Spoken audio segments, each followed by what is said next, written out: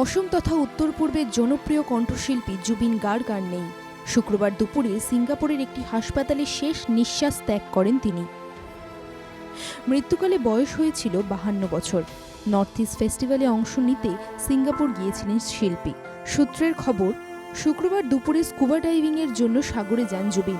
ওখানেই অসুস্থ হয়ে পড়েন তিনি। সঙ্গে সঙ্গে তাকে উদ্ধার করে নিয়ে যাওয়া হয় স্থানীয় হাসপাতালে, কিন্তু শেষ রক্ষা হয়নি। হৃদযন্ত্রের ক্রিয়া বন্ধ হয়েই মৃত্যু হয় তার। স্বাভাবিকভাবেই শিল্পীর মৃত্যুতে অসমে নেমে আসে শোকের ছায়া। জুবিনের বাড়ির সামনে ভিড় জমান হাজার হাজার অনুরাগী, সবার চোখে ছিল জল। एक्चुअली वो अभी बोलने के लिए कुछ शब्द भी नहीं है मेरे पास। एक्चुअली जो अभी हो रहा है, मैं स्कूल में थी, कॉपी चेक कर रही थी उस समय। तो मैंने एक सर ने बोला था कि जुबिन गार्ग का वैसा हो गया। मैंने बोला कि फालतू कथा को ऐसा असमीज में बोला था, क्या फालतू चीज बोल रहे हो।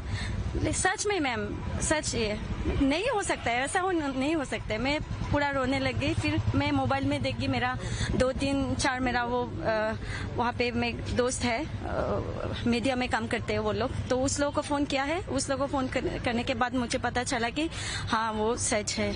और यार एक्सट्रीमली बहुत दुख हुआ है सुन के, ये न्यूज सुन के बहुत दुख हुआ है। ये मतलब असमवासी को सबका ही दुख हुआ है, क्योंकि हार्ट ट्रॉप था सबका।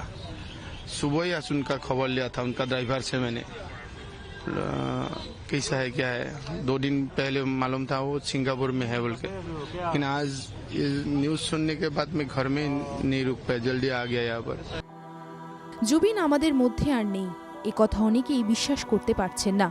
অসমের যুব সমাজে হার্ট থ্রব ছিলেন জুবিন। শুধুমাত্র সঙ্গীত শিল্পী নয়, জুবিন ছিলেন অসমের আবেগ। সিঙ্গাপুর থেকে মৃত্যুর খবর আসার সঙ্গে সঙ্গেই বিটিআরের সব নির্বাচনী প্রচার বন্ধ করে দেয় বিজেপি। সিঙ্গাপুর স্থিত ভারতীয় দূতাবাসের সঙ্গে যোগাযোগ করেন মুখ্যমন্ত্রী ডক্টর হিমন্ত বিশ্ব শর্মা।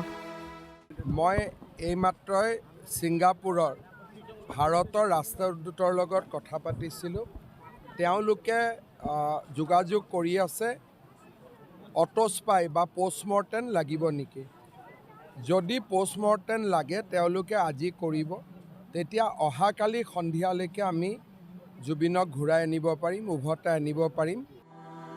সংবাদ মাধ্যমকে মুখ্যমন্ত্রী জানান, মৃতদেহের পোস্টমর্টমের প্রয়োজন হলে শুক্রবারই তা সম্পন্ন হবে, আর শনিবার বিকালের মধ্যে মৃতদেহ অসমে ফিরিয়ে আনা হবে। কিন্তু সবকিছু নির্ভর করবে সিঙ্গাপুরের স্থানীয় নিয়ম নীতির ওপর, জানালেন মুখ্যমন্ত্রী। এদিকে দিসপুরে শুরু হয়েছে জুবিনের শেষ যাত্রা নিয়ে প্রশাসনিক ব্যস্ততাও। Bureau report, NKTV Bangla.